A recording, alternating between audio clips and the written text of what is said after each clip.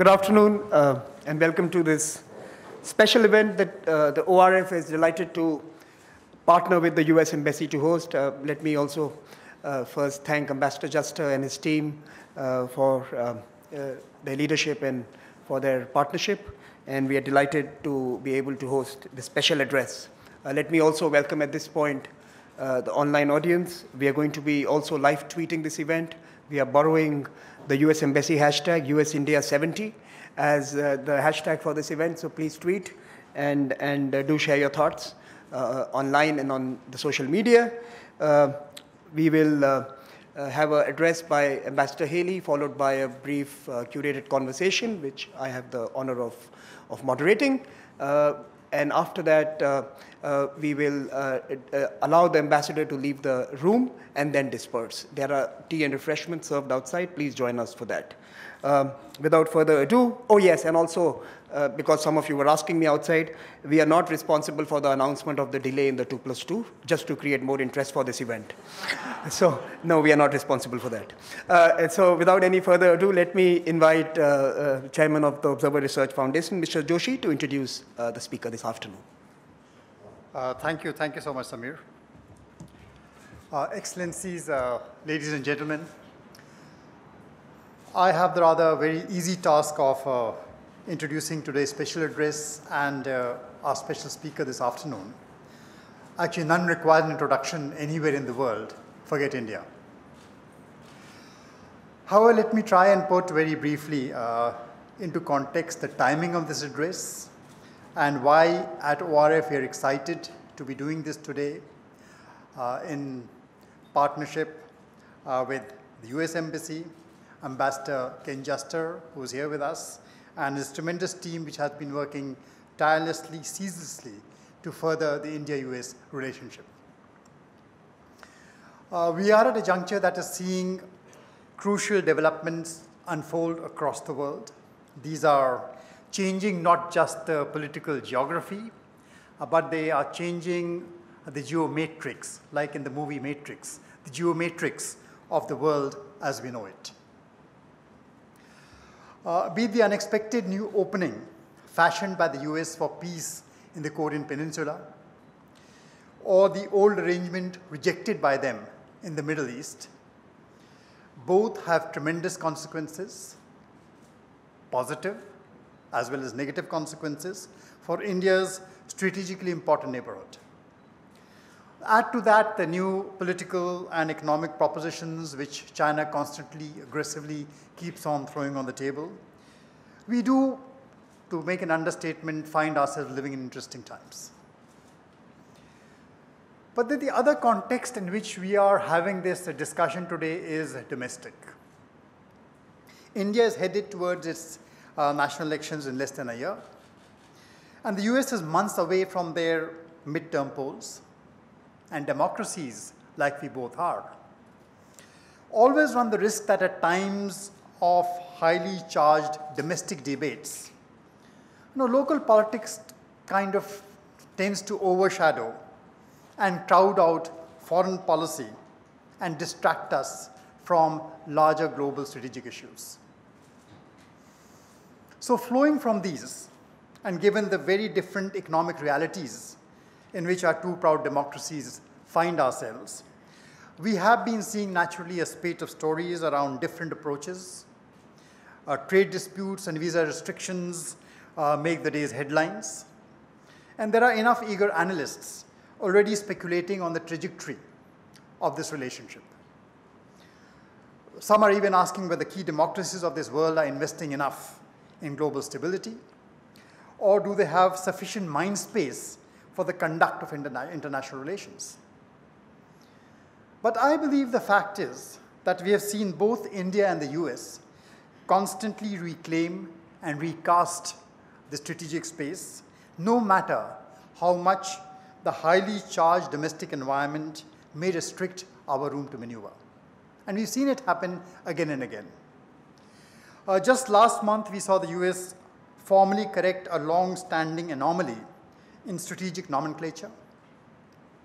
It renamed the Pacific Command to make it the Indo-Pacific Command, thereby definitively and definitionally signaling the strategic importance of India and the region for global peace and security.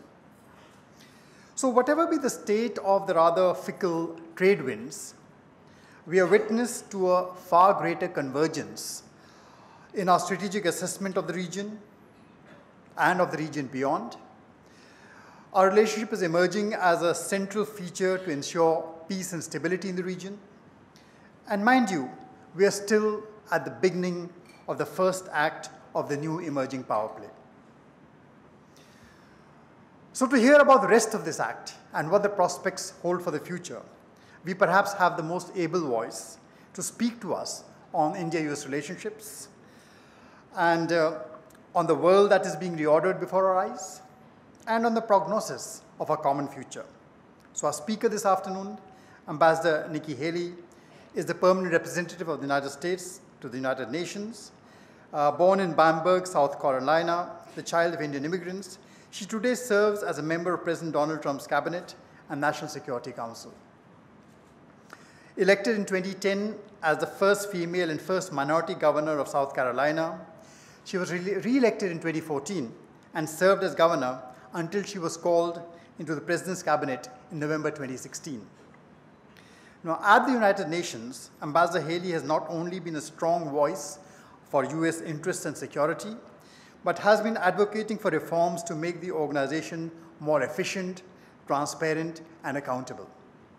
She has been championing human rights at the Security Council, and during a Security Council presidency in April 2017, she hosted the first ever session devoted solely to the subject of human rights. Now that needs underlining. And true to her stance, her first overseas trip as ambassador had also been to visit camps for Syrian refugees in Jordan and Turkey. Now, as a committed leader of communities and one of the finest diplomats, we're indeed delighted to have you with us this afternoon. So, Ambassador Haley, I will just step back, give the floor to you. We are waiting to hear your address.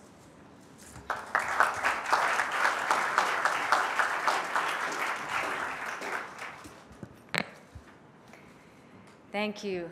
Namaste, Sat Sri Akal. I have to say that because that makes my parents very happy. So I can now tell them I did that. Thank you for the very kind welcome. I want to express my gratitude to the Observer Research Foundation for arranging this speech today. For 30 years, ORF has brought together India's leading policymakers to help build a stronger and more prosperous country. My colleagues in the United States respect and appreciate ORF's work, and I thank you for the opportunity to speak today. I am also pleased to be back in Delhi. It's been an amazing visit to this beautiful country that gave so much to my parents and in turn to me. I had the opportunity to spend some time with Prime Minister Modi yesterday, which was an amazing exchange on issues between our two countries. I've had the chance to do some wonderful things during my short time here. Yesterday, I visited Humayun's tomb, which is absolutely stunning and a real treasure for India. This morning, I had a fascinating and inspiring interfaith tour of Old Delhi. It reminded me that, of all things that America and India share, freedom of religion is one of the most important. Nations as diverse as ours can only be held together by true tolerance and respect. As I noted during my visit in 2014, India is like my second home. I am deeply moved and humbled by the warmth and hospitality that I have been shown. From government officials to students and people on the street coming up to say hello, Indians have treated me like one of their own. I am deeply grateful for your friendship. As some of you may know, I was formerly the governor of my home state of South Carolina. Campaigning for the position, I would always start every speech by saying I'm the proud daughter of Indian immigrant parents that reminded us every day how blessed we were to be in the United States. That sentence said a lot, not just about me, but most Indian Americans. We are proud of our heritage. Indian Americans are blessed by the beneficiaries of two extraordinary worlds. the deep traditions, work ethic, and love of education in India, and the endless opportunity of America. I am proud to have served my state as its first female and first Indian American governor. I'm proud to be among the Indian Americans who now serve in the Trump administration. Being an Indian American is part of my story, and it always will be. My parents met at a hill station in Dharamsala 50 years ago. They came to America with $8 in their pockets. They came to a southern town in America.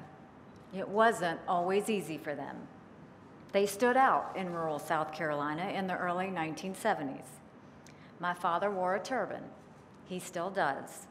My mother wore a sari. I was born in the small town of Bamberg. We were the only Indian family in the town, which put us in kind of a no man's land. No one quite knew what to make of us. We were different.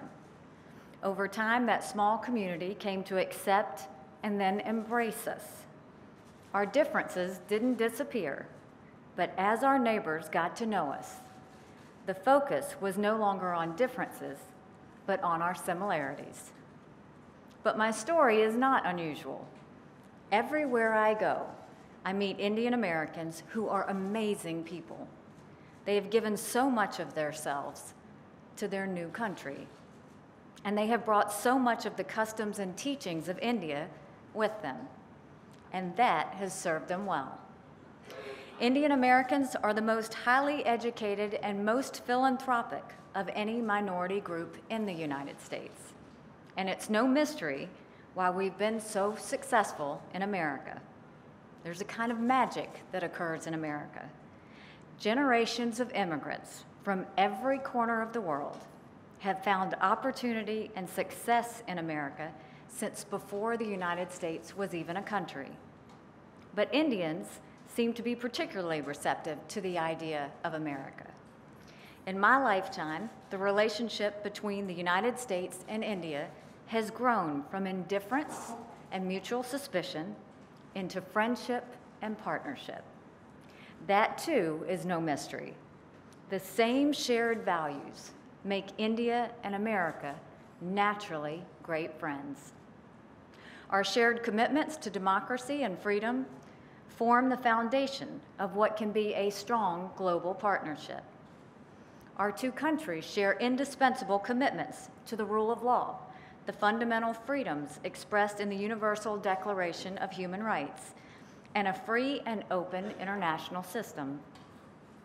Working at the United Nations has brought home to me how important it is for countries to share these values. Countries that honor and respect the voice of their people don't threaten peace and security. They uphold it. But if you look at the trouble spots in the world, you will most often find countries that don't respect the will of their people. In South Sudan, a generation is being lost to unending conflict and horrific human rights crimes. The government cannot or will not find a way to stop the fighting. And it is the women, children, and families of South Sudan that end up paying the price. In North Korea, the regime has devoted a huge portion of its limited resources to its nuclear missile programs, even in times of famine, and at great cost to the lives of its people. Only a strong, effective international sanctions effort has brought the regime to the negotiating table. Time will tell whether the people of North Korea will finally be given priority over their government's dangerous nuclear ambitions. And then there is Iran. Iran is a theocratic dictatorship that abuses its people, funds terrorism, and spreads conflict throughout the Middle East. The Tehran regime is the hidden, and sometimes not so hidden, force behind most of the conflict in the region. And its aggressive ambitions reach much further abroad. Iran's pursuit of a nuclear weapon threatens all of us. Meanwhile, India is a state with advanced nuclear technologies widely accepted around the world. Why is that? because India is a democracy and continues to be a responsible leader. In the last couple of years, India has joined 3 major non-proliferation groupings. The United States also fully supports India's membership in the Nuclear Suppliers Group. India continues to demonstrate it is a responsible steward of its nuclear technology. The world is united against Iran having nuclear weapons because we all have good reason to worry about what Iran would do with these weapons. India and America enjoy a natural friendship that is based on our shared values and interests. The Trump administration seeks to take the U.S.-India relationship to the next level, to build a strategic partnership rooted in our common values and directed toward our common interests. The dynamism and youth that I've seen here in Delhi have reminded me that, at its core, the U.S.-India relationship is forward-looking. It is about the future of India, the region, and the world. The Indo-Pacific region includes half of the world's population. By the middle of this century, it will constitute half of the world's gross domestic product. 50% of the world's trade passes through these sea lanes. The Indo-Pacific is home to many of the world's fastest-growing economies. There is no question that this region will be a dynamic and consequential force in the 21st century. It is essential, therefore, that we use every tool at our disposal to foster continued prosperity, peace, and security throughout the Indo-Pacific region. In his speech to the Shangri-La Dialogue, Prime Minister Modi spoke compellingly about India's vision for the region. It included a vision of sovereign countries pursuing growth in the words, quote, free and fearless in their choices. President Trump shares that vision. A free and open Indo-Pacific region is central to that vision. America's vision of the Indo-Pacific future is aspirational, but it's also realistic. We recognize that not all nations in the region embrace our values that the 2 countries share, but our vision for the region is inclusive. We seek for every country, large and small, the ability and opportunity to interact as sovereign and equal nations. India and a strengthened U.S.-India partnership are at the center of this approach. Perhaps no other partnership has as much potential for global peace and prosperity over the next 10, 20, or 50 years. Our relationship will mark a new milestone when the U.S. and India conduct the first ever 2+2 dialogue. The delay in that meeting was completely unrelated to India. The time and location are being rescheduled now. It will happen very soon. This is an important sign of how much our security and defense cooperation has grown in recent years, and the new level of strategic confidence in our partnership. The United States and India already have strong economic ties. India is in the midst of a remarkable economic surge. And as our economies grow closer, we are looking for increased trade and increased investment. We've already made great progress. Two-way U.S.-India trade has more than doubled over the last decade, and we want to do more. Our mutual commitment to open market-based economies is our competitive advantage. We also share something that is harder to capture and almost impossible to reproduce: a capacity for innovation. Bangalore and Silicon Valley are twin engines of creativity and innovation. We have a mutual self-interest in protecting and preserving the post-war order that has helped safeguard our prosperity. There is also a great opportunity for the United States to help meet India's energy needs. Recent purchases of U.S. crude and liquefied natural gas are just a couple of examples of this potential. There is also room for progress on civil nuclear cooperation. Moving beyond economics, the United States and India have also both felt the pain of terrorism. We share a commitment to defeating terrorists and the hateful ideology that motivates them. We share an urgent interest in eliminating the terrorist networks that threaten us and to keep nuclear weapons out of the hands of terrorists and their sponsors. Both our nations lost citizens in the horrific Mumbai attack a decade ago. As fellow democracies, the United States and India must be global leaders in the fight against terrorism. We have greatly expanded our counterterrorism cooperation in the past decade, but we can and must do more. We must use all of the elements of our national power, economic, diplomatic, and military, to protect ourselves. This includes working together at the United Nations to designate terrorist leaders and networks. Neither of our nations can afford to turn a blind eye to regimes that produce, harbor, and support terrorists. In this area, the United States is approaching our relationship with Pakistan differently than in the past. In many instances, Pakistan has been a partner with us, and we value and respect that. But we cannot tolerate its government or any other government giving safe haven to terrorists. We won't tolerate it. We are communicating this message to Pakistan more strongly than in the past, and we hope to see changes. The U.S.-India military partnership is also deepening. We have significantly upgraded our security cooperation with India, which is now a major defense partner of the United States. When America's and India's defense and foreign ministers meet, they will discuss ways that the United States can continue to support India as a provider of regional security, particularly in and around the Indian Ocean. These discussions will undoubtedly involve issues like joint exercises and military hardware and technology. But the strategic partnership we hope to build is bigger and more durable than that. Advancing a free and open Indo-Pacific means ensuring the freedom of the skies and the seas, but it also means promoting market-based economics and supporting liberty and good government.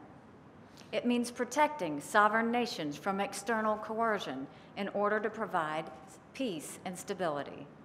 It means respecting the fundamental freedoms that allow entrepreneurs to dream, nations to grow, and citizens to live with respect and human dignity. When you look across the region, you see a number of healthy and robust democracies that share our values. Countries like the United States, India, Japan, and Australia. And then you see China. China is an important country, and the United States, like India, seeks a productive relationship with China. But unlike India, China does not share our commitment to democracy, the rule of law, and fundamental freedoms. This makes China's expansion of loans and investments in countries in the region a matter of concern for many of us. China's failure to respect the rights of its people and the rule of law will limit its own ability to grow and prosper over the long term. And unlike with India, this will limit the United States' relationship with China. The future of the Indo-Pacific region, then, will depend on how democratic nations address international economic and strategic threats. That is why India is not only a friend of the United States, but a vital strategic partner. One last area in which our special relationship has borne fruit at the United Nations is in peacekeeping. India is consistently among the top 3 contributors of military and police officers to UN peacekeeping missions. About 7,000 Indian troops are deployed at any given time, protecting civilians in conflict zones around the globe. The United States has an ambitious reform agenda for UN peacekeeping, and we are increasingly working together with India to strengthen the capacity of our peacekeepers. We recently broke new ground in coordinating together on training a mobile peacekeeping team in Zambia. Earlier this month, we completed another joint UN peacekeeping course in New Delhi that brought together instructors from the US and Indian militaries to train with African partners. This is just another example of the ways like-minded friends can work together to increase peace and security. In the years to come, I am confident that the United States and India will stand shoulder to shoulder in many ways to confront the challenges of the Indo-Pacific region and the world. Too much is at risk if we fail to do so. Our shared peace and prosperity depend on it.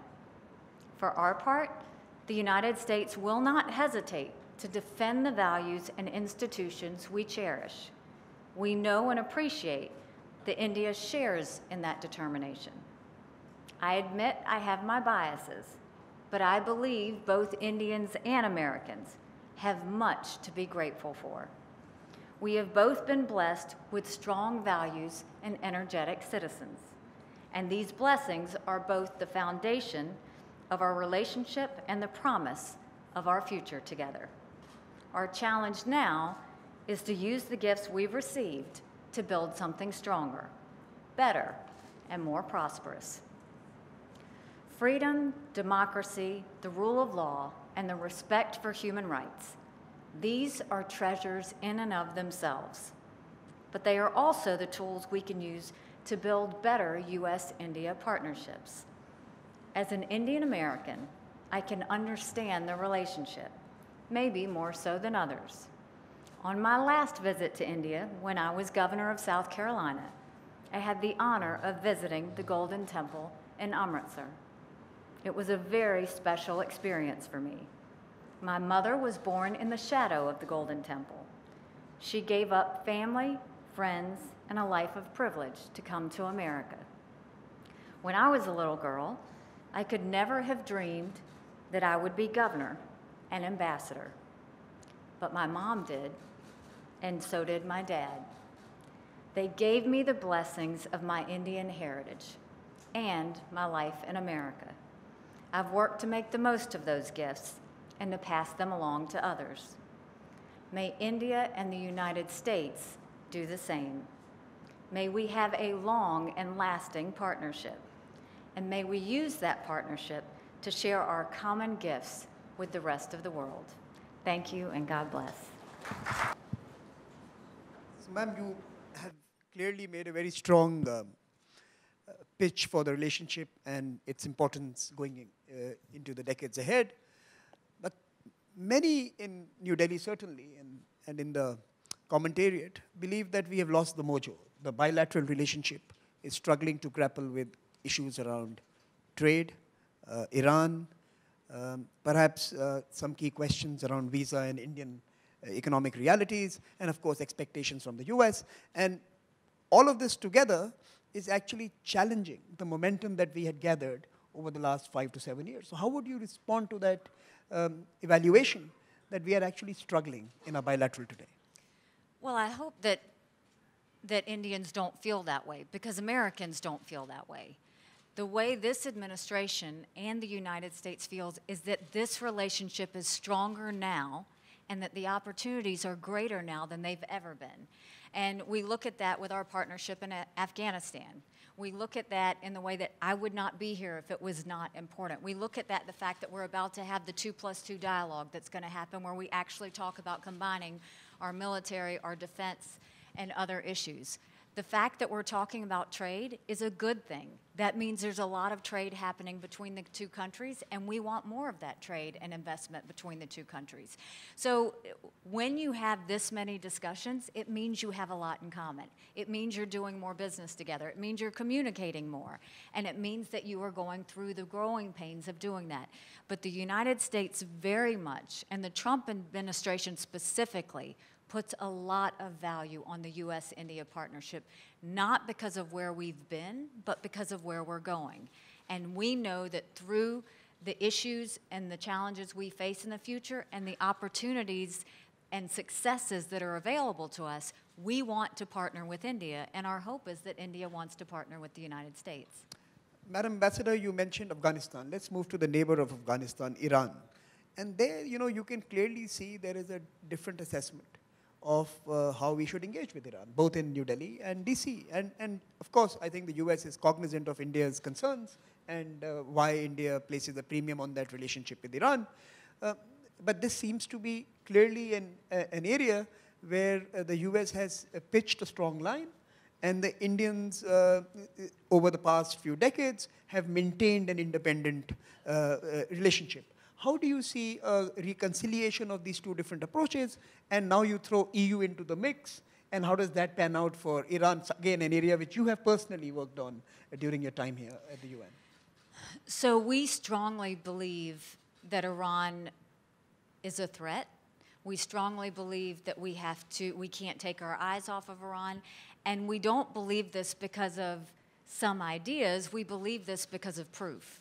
We've seen the fact that in spite of the Iran deal, where I realize many countries invested time in it, Iran still, with all of those incentives, have continued to violate resolution after resolution. They violated the building of ballistic missiles. They violated by supporting terrorism. They violated by the fact that they're continuing to sell arms and give arms to the Houthis when we look at what's going on in Yemen. So all that the United States did and what President Trump did was, just because countries came together on a deal doesn't mean we should be blind to these violations. It means we should be more cautious about these violations. We should be more astute when we're looking at these violations, because every one of these violations is a threat to all of us. And what President Trump has said is we need to hold Iran to account.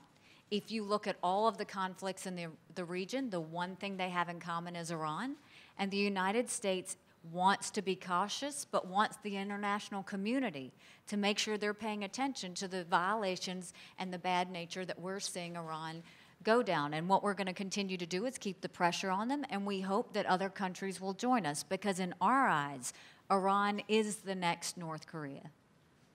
And are you having these conversations with, say, your partners in EU and India on trying to find common space to move forward in this? So we did talk about this. I did with Prime Minister Modi. We do have this in terms of our dialogue, because I think that India also recognizes the threats of Iran. We understand the logistics that come into play with Iran, but we have to always make sure that the priority is peace and security. And as long as the priority is peace and security, the U.S. is going to continue to try and work with our partners, our friends, and our allies to make sure that we are all pushing Iran to be a good, accountable international neighbor. Let me move to another geography now. I mean, because of your particular job description, we only moved to the interesting area. So let's move to North Korea. I think that's, again, something that you personally invested in this new avatar of yours. And we've had the big event, we've had the summit. Is there a roadmap? Is there an end game? Or was this a media event, a social media event that excited all sides?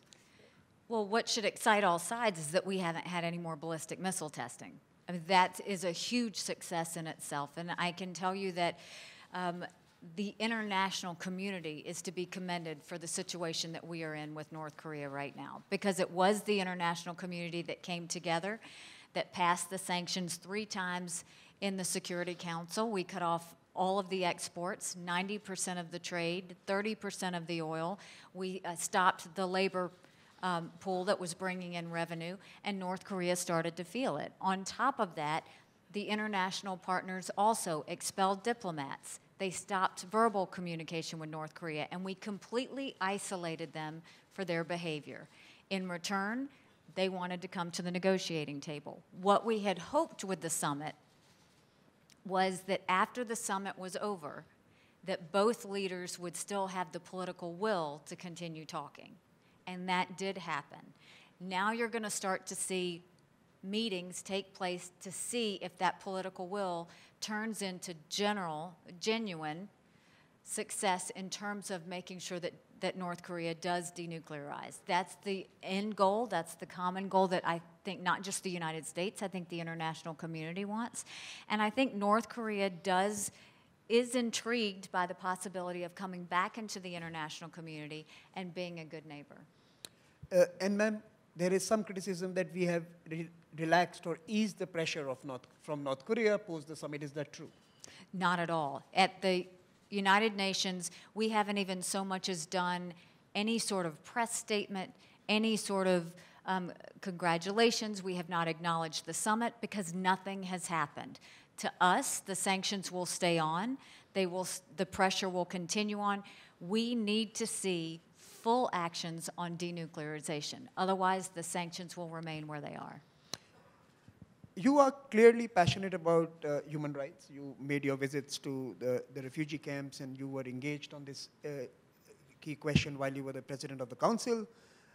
Let me put two poses to you on this particular aspect. The first, of course, is the US withdrawal from the Human Rights Commission.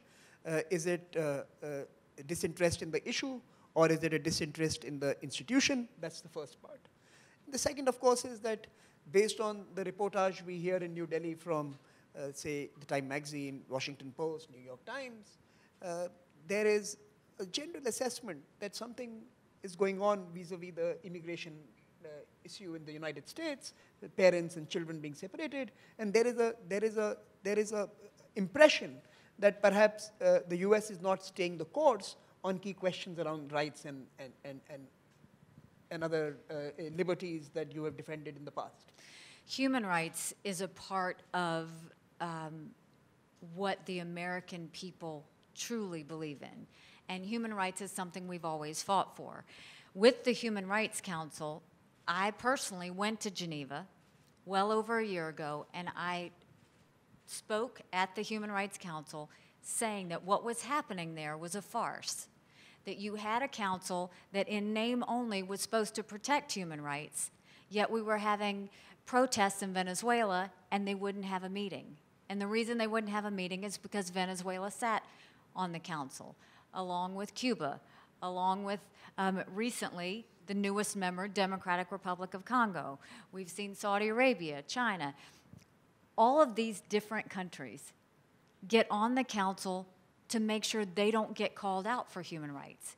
It's not true to its name, and the United States refuses to be a part of anything that's a farce. And so what you will see us do is continue to talk about human rights, but do it on our terms in what we believe is the right way to handle human rights. You look at the situation now in Nicaragua, it's the same thing. Nothing has happened at the Human Rights Council.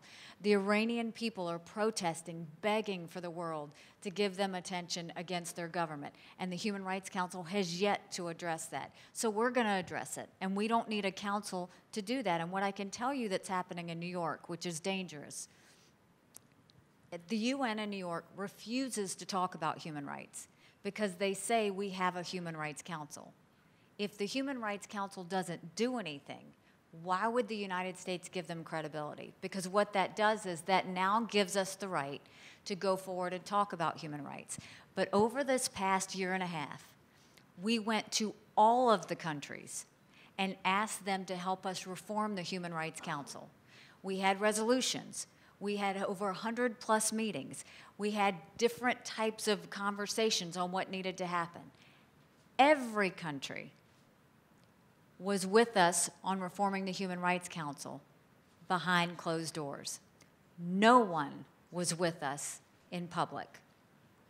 Many of them said they just wanted to protect their pet projects, but none of them, not one of them, joined us and said, we will work with you on reforming the Human Rights Council.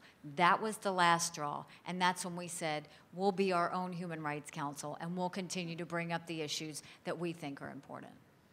And on the immigration, the American immigration On debate. immigration, I think what we're seeing around the world is major migration issues due to conflict, and we're seeing that everywhere. When I was in Jordan and Turkey, we were looking at what was happening in Syria and how Jordan and Turkey were feeling the pain of that. You see that in Europe. The United States is not exempt from that. We see the migration that's happening. the one thing about America, and what I have always loved, is America is a country of immigrants. It's the fabric of America to have multiple cultures, multiple populations, multiple heritages that do come into America that make it what it is. But we believe in the rule of law, and we believe in legal immigration. My parents came to America. They put in the time, they put in the price, they went there legally.